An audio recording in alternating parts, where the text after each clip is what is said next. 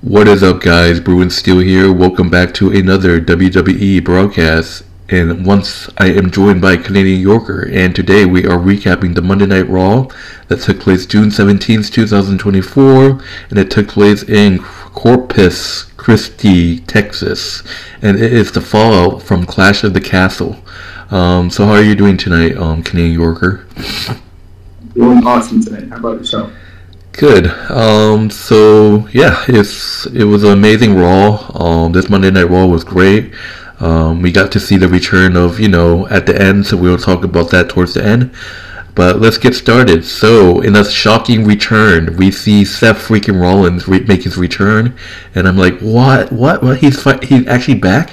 So Seth Rollins makes his return. We haven't seen him since WrestleMania, and he talks about that he wants to be the best, greatest of all time. And I thought he was going to announce himself in the Money in the Bank ladder match, but he said that he wants to win back his World Heavyweight title, and then he gets interrupted by Damian Priest, who said that he wants to be the first one to welcome Seth back. He said that this is not Monday Night Rollins anymore, and said that Judgment Day runs things now. And basically, Seth Rollins thinks that the other Judgment Day members are going to attack him. So Damian Priest said, no, you don't have to be a ladder match. So Damian Priest said that he will defend the title against Seth Rollins at the Money in the Bank pay-per-view. And Seth Rollins said that he accepts the challenge. So we're going to have Seth Rollins versus Damian Priest at Money in the Bank. I did not expect that. What are your thoughts on Seth Rollins' return in this segment with Damian Priest? I think it's awesome to see Seth Rollins return, even though we don't know the status of his health. It's still not 100%, but I'll say that any percentage of Rollins is great. I believe Seth Rollins was still recovering from his knee surgery, so he's not 100%, but he's definitely giving his all to become the World Heavyweight Champion again. So for him to be back, it's great. It's unexpected, but it's great with all the other drama going on that Damian Priest has to deal with. He actually took the time to welcome back Seth and give Seth a chance to win back his title, which is great. It seems to me from Damian Priest's actions, it seems like Damian Priest is going the way of down the road of becoming a face type of person. So, I mean, there's just these little hints here and there. He doesn't want the Judgment Day there at the Money in the Bank, but I believe they're going to be there to definitely just try to interfere and help him win, which, again, he clearly is showing that he doesn't need them. But at the same time, he does need them too, so kind of a give and take situation. What else can he do? Alright, so moving on, we see Chad Gable in Alpha Academy saying that he wants another shot at Sami Zayn's title, but Adam Pearce denied his offer and said that it's disappointing, but said that Chad Gable needs to go back to the end of the line and, earn another shot. So this leads to the next match, Chad Gable versus a mystery opponent, and oh my god, poor Chad Gable. It turns out that Chad Gable will go one-on-one with Braun Strowman. So Braun Strowman versus Chad Gable. I feel bad for Chad Gable because Alpha Academy didn't do anything, and Braun Strowman was kind of trash talking Chad Gable, saying that he doesn't like bullies. He doesn't like how Chad Gable is treating Alpha Academy. Braun Strowman was about to clothesline Chad Gable, but put Tozawa as a shield, and Braun Strowman threw Tozawa at Chad Gable. And poor Chad Gable, that was just a quick match, like a squash match. Like, what is WWE doing to Chad Gable? Like, losing to Braun Strowman that quick. Like, Braun Strowman, by the way, defeats Chad Gable with an easy power slam. After the match, Chad Gable berates Tozawa, and then he steals Maxime Sabrine's crutches and being an ass. He slaps Tozawa, and we finally see Otis step up. We see Otis finally stepping up to himself by shoving Chad Gable, and that just let a huge pop in the crowd. But then he tears his shirt off. He had enough of Chad Gable. But instead of doing more damage to Chad, he decided to just carry Maxine into the back stage. So what are your thoughts on this match? Braun Strowman defeating Chad Gable. I'd say it's an easy pickup win for Braun Strowman, despite the fierce competitor that we know Chad Gable to be. Braun Strowman pretty much made quick work of Chad Gable. What else can you say? Chad Gable had a previous mismatch against Braun Strowman. Basically, it's an easy win for him. After the match, we've been talking about this for weeks. Finally, it's happened. Otis finally sees the light. Otis has seen the light. The halo has come, and his eyes are clear, and he can see the light. And Chad Gable is officially out of Alpha Academy, and now Otis is the leader of Alpha Academy. Otis has protected his teammates. It was one thing for Chad Gable to smack Otis around and Otis to take it, but for Chad Gable to go ahead and berate Maxine and throw the questions and order her out of the ring when she can't even walk, and then smack Tozawa for not helping him and getting in his way, and then Otis could take that. But for Otis to see it happen to someone else, that's the straw that broke the camel's back for Otis. It's over. It's over for Chad Gable. Chad Gable can officially go and be a single competitor right now. Alright, so moving on. So it is revealed so we got the Judgment Day in the backstage segment. I'm not going to talk too much about it, but did you go back and see the footage to see who took Liv Morgan's hotel key? Oh yes, I saw. So Finn Balor, of course, took Liv Morgan's key. And people were like, "Ooh, Finn Balor is about to get that." But Damien Priest confronted Finn Balor, and Finn Balor said that he's trying to keep Dom safe, and said that he put the key in the garbage can. I highly doubt that. So that's funny. I don't think that's the case too. Yeah. I think people are talking about how like maybe Finn Balor is actually working with Liv Morgan to drive Judgment Day away. I could see Finn Balor actually working with Liv Morgan to get Liv Morgan to join Judgment Day, so they can kick out Rhea Ripley and Damian Priest. I believe that Finn Balor definitely has an ulterior motive against the Damian Priest, because he tried to win that World Heavyweight title against Seth Rollins, but now he's seeing Priest basically give Seth Rollins a title right when he comes back out of nowhere. I definitely think Finn Balor's turning on Damien in the future.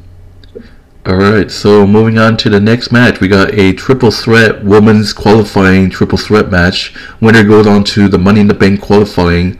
Winner goes to the Money in the Bank ladder match. We got Io Sky versus Kiana James versus Zelina Vega. So it's interesting because last year they just had single matches, but now it looks like they have triple threat matches, which makes it more, exciting and fun to watch. So you got Io Sky, Kiana James, who's obviously the newest member of Raw, who didn't really do too much, except beating Natalya in her Raw debut versus Zelina Vega. So it went back and forth, Io Sky looking to qualify. Honestly, obviously Io Sky won it last year. And it was just non-stop. Zelina Vega hitting a 619 was fun to watch. She's always taking a playbook from Rey Mysterio.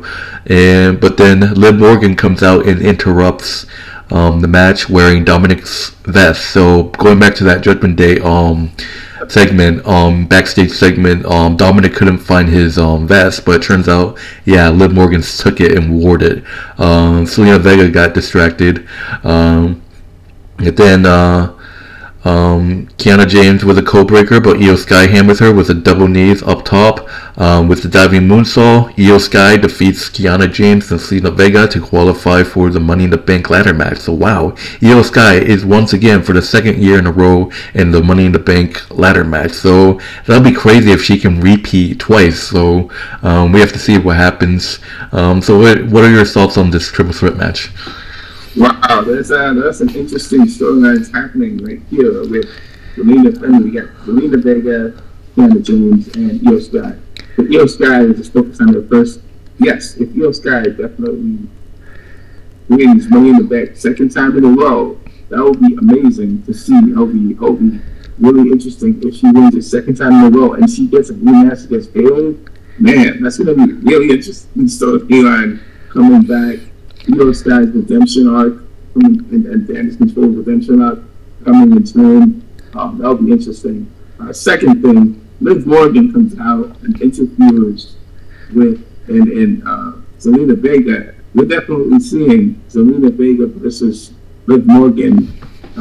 There's a feud going on there. We're definitely seeing that feud come to fruition. I see that for the championship.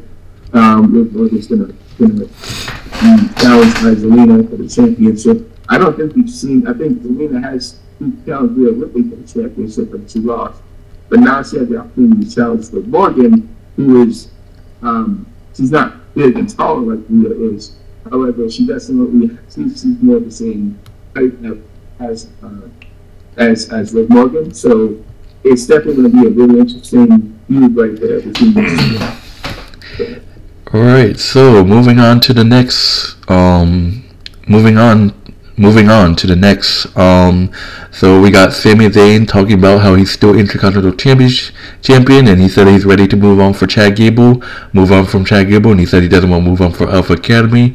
He said that Otis is finally going to move on, and then he gets interrupted by Braun Breaker, who said that he wants the Intercontinental title, and then he gets interrupted by Sheamus. He said that if Sami Zayn is handing out opportunities, he should give it to his old pal Sheamus, and then he gets interrupted by Braun Strowman, saying that he's cocky, and maybe we'll see Sheamus. So it's announced that it was going to be Sheamus and Braun Breaker in a one-on-one match later tonight. So that ends the segment right there. So what do you think of Sheamus versus Sami, or maybe it might be Braun Breaker versus Sami for the Intercontinental Championship? They get a fatal four-way. Braun Breaker, Sheamus, and Braun Strowman versus Sami for the Intercontinental Championship. Why Braun Strowman? I think Braun Strowman came out. Braun Strowman was qualifying for the Money in the Bank. I mean, Braun Strowman came out, obviously, so why not? Why not Braun Strowman? Braun Strowman didn't come out. Oh, sorry. You should make it a triple threat. Sorry. I'm sorry, guys. We have Sheamus, Braun Breaker, and Sami for the Intercontinental title. I believe it would kind of be interesting if Sheamus actually is the one that is being pushed to get the Intercontinental title. I don't think Sheamus ever won the Intercontinental title. That would be interesting for Sheamus, because Sami's been champion before. We'll have to see what happens going forward, unless Chad Gable has something to do with it, and Chad Gable gets himself involved, and then you make it a fatal four-way with Sami, Braun Breaker, Sheamus, and Chad Gable all together. Alright, so moving on to the next match, we got Carlito versus Dragon Lee. Dragon Lee finally getting his hands on Carlito after getting betrayed. Those two went back and forth, near fall, but then once again Liv Morgan tried to seduce Dominic Mysterio, but Zelina Vega attacks her, causing a distraction. JD McDonough distracted Lee. Carlito with the backstabber. Carlito defeats Dragon Lee by pinfall thanks to the JD McDonough interference. So, dude, Liv Morgan is just obsessed with Dominic Mysterio. So, later in the backstage segment, he found Liv Morgan backstage and said, "Can I get my vest back?" And said, "You have to get it for me." And it looks like Dom was stripping Liv. So, what are your thoughts on Carlito defeating Dragon Lee? Man, Logan definitely has to pull out all the stops to get a win against Carlito for some reason. He keeps losing to Carlito because that's what the interference. Carlito definitely needs somebody on his side to help him stop JD from distracting him. Because JD keeps on interfering and Carlito keeps winning. So there's things that have to change. They definitely need a better strategy for containing JD and containing Dom in order to get a win. Alright, so moving on, we got Chad Gable looking as Otis started packing. He said that he's leaving. Otis said he's done with Chad Gable, so we have to see what happens. Chad Gable said that he's going to go after the World Heavyweight title, so he's going to be part of a triple threat qualifying match for the Money in the Bank. So imagine if Chad does go after the world title, that'd be funny. But moving on to the next match. Oh, I forgot. Sorry. Drew McIntyre makes his entrance and he looked like he was about to cry. The crowd's chanting CM Punk, CM Punk, after getting screwed by CM Punk at his home country in Clash at the Castle in Scotland. Drew McIntyre said that he can't do it anymore, screw this company, and then he says he's quit. And then he walks out with Adam Pearce chasing after him, and then we see Triple H and Adam Pearce trying to get Drew McIntyre to stay, but he storms off and refuses to meet Adam Pearce in his office. So just an intense moment right there. People are saying that it's just part of the storyline because Drew McIntyre's wife actually just got done with surgery, so I think this is just a storyline to run it off for a bit, so Drew can go take care of his wife. So any thoughts on that before I move on?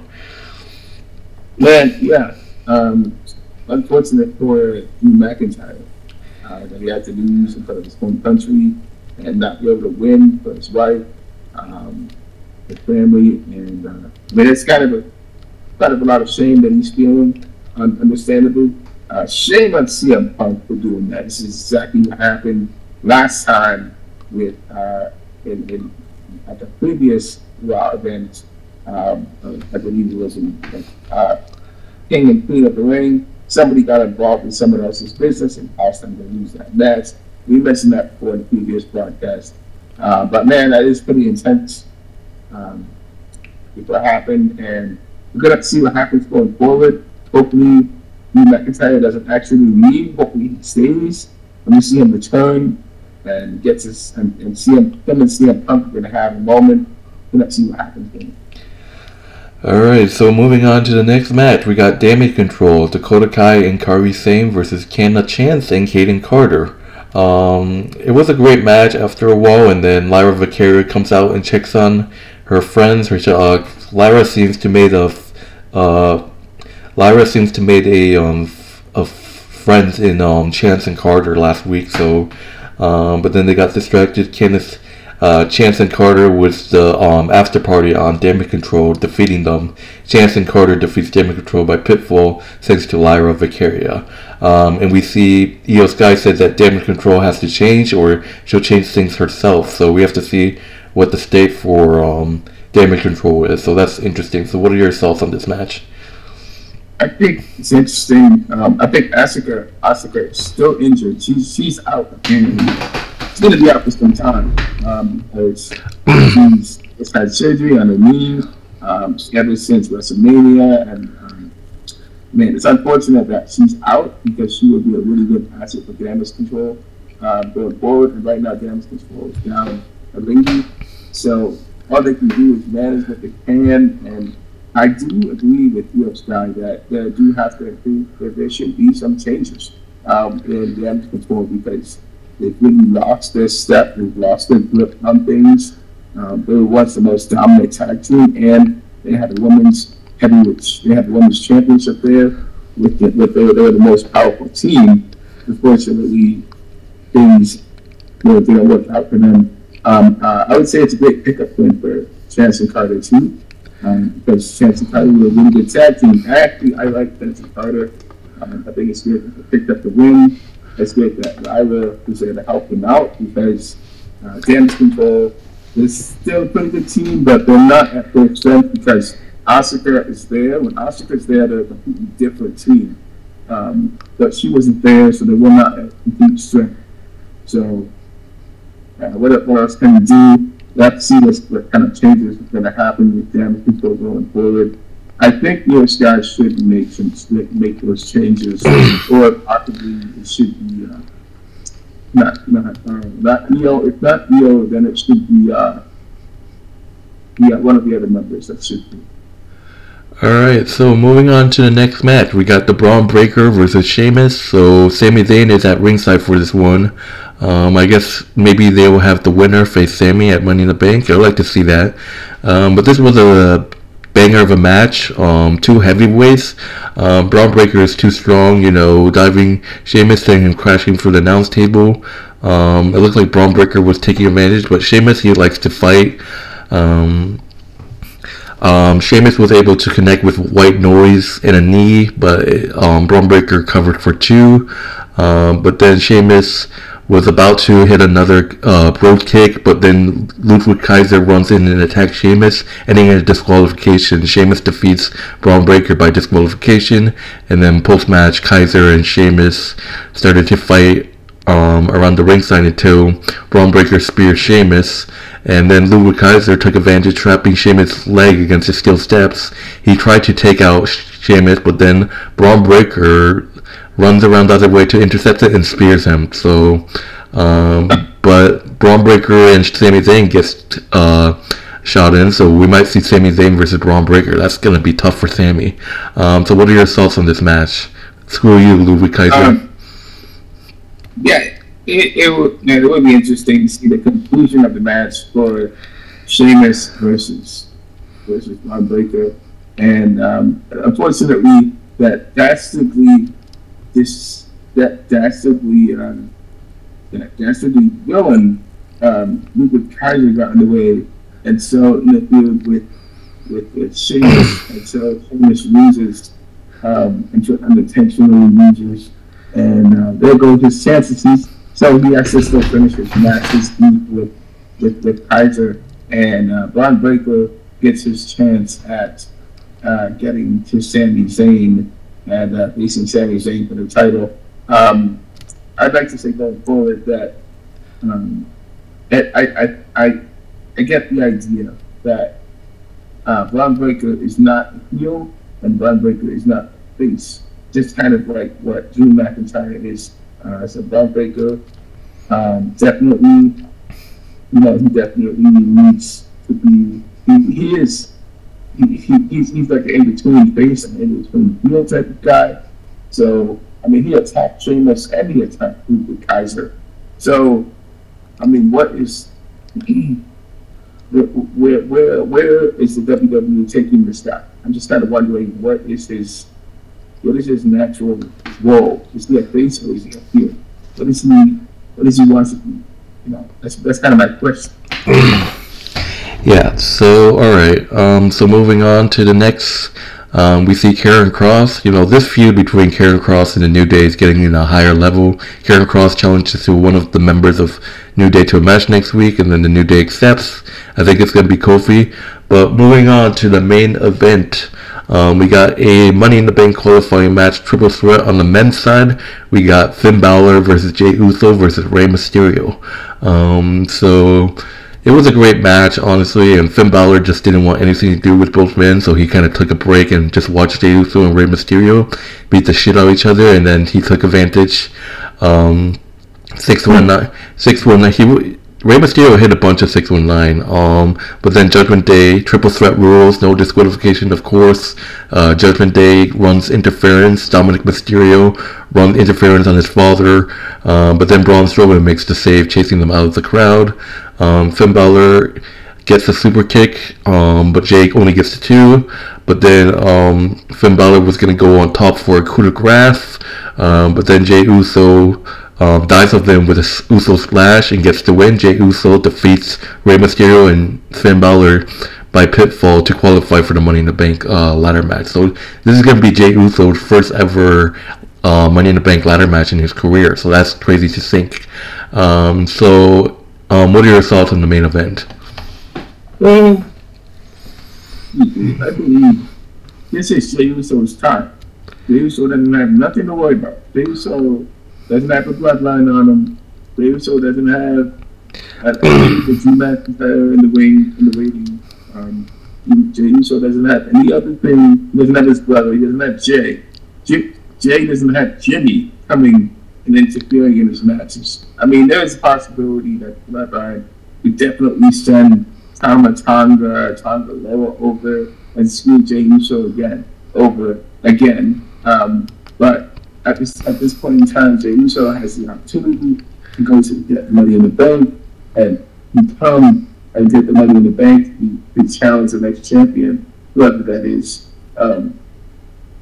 But Ray Uso, he definitely has some unfinished business with the Judgment Day. I mean, Ray needs to do something. Ray and Braun Strowman and LWO, they need to take a firm stand against the Judgment Day, and they have to end this feud one way or another. I mean, what else can they do? They got to do something to stop it. The other thing I want to mention, Finn Balor. Finn Balor is actually supposed to be the guy that is supposed to win the ability to challenge for the Money in the Bank. Imagine if he did win Money in the Bank, it would be wild because we could be talking about so many different angles to come at for Finn Balor. If Finn Balor wins Money in the Bank, imagine if he did and he challenges Damian Priest for the title. I mean, that would be a major upset right there if he did that. But the other thing is if he challenges Cody for the title, that would make it interesting. And or Sami Zayn also. I mean, there's a lot of different angles to go with right there. But unfortunately, he lost, and Jey Uso now is the one that's going to be the challenger. So Jey Uso has a lot of different angles he could look at. So, but what else can you say? I don't think Damian Priest is happy with that. Yeah.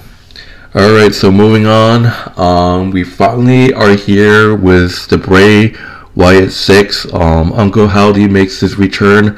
Uncle Howdy, the lights go down, the fireflies come out, a door covering an ivy, a ghostly figure crawls out, smiling at the camera, which is, of course, Nikki Cross. It is Nikki Cross, not Alexa Bliss, by the way. So it's Nikki Cross as Sister Abigail, and the camera goes to the backstage area where there's dead bodies. There is a Rabbling Rabbit who is actually Eric Roman, who was once part of Bray Wyatt's faction, so he's had returned with the Rabbling Rabbit hammer that says help. And then we see Bird Mask perching on a road case, so that is actually Dexter Lumis with the Bird Mask. And then we get to see a pig-shaped gas mask, which is Joey Gacy, who was another member of Bray Wyatt's faction in the past.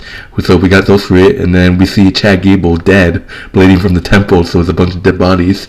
And then we got to see Uncle Howdy himself walking out. Bo Dallas, of course, joined by Dexter Lumis, joined by Eric Roman and Joey Gacy, and then once again they joined Nikki Cross. Just to let you guys know, that is not Alexa Bliss, it was Nikki Cross. And they all Uncle Howdy lifts up the lantern, and they stand up together and said, "We're here," and it blows it out. And that's the end of the show. So Uncle Howdy is back. Any thoughts? Uncle Howdy is back. I know I have been thinking about what is the target of Uncle Howdy and where is he going? What is he going to do now? Imagine if it's Chad Gable. I mean, because if you don't know, in most of those QR codes, you see Chad Gable's first and last initials, CG, and those QR codes. So he might be Uncle Howdy's first target. People saying it might be Seth Rollins. It could be Seth Rollins. It could be a number of people you know and you don't know. We'll have to see what happens going forward. Yeah, they're saying that Indy Hardwell wants to divorce Dexter Lumis after he got involved with Uncle Howdy, and then people were like, they're gonna have Nikki Cross attack. Dexter's gonna have Nikki Cross attack Indy Hardwell. I mean, that would be wild if it does happen. Yeah. And I mean, Got to see. I mean, I don't know. It's definitely they're definitely looking into it to go at somebody. They definitely want to. Imagine they go after Jay. Imagine if they go after Jay Uso. Oh, I mean, he does have the Fireflies team. So if he has the Fireflies and they don't want him to use the Fireflies, they want that thing back, then they're gonna pick the ticket from him. So you can see them interfering, and costing him a chance to win the title. That would be that. So.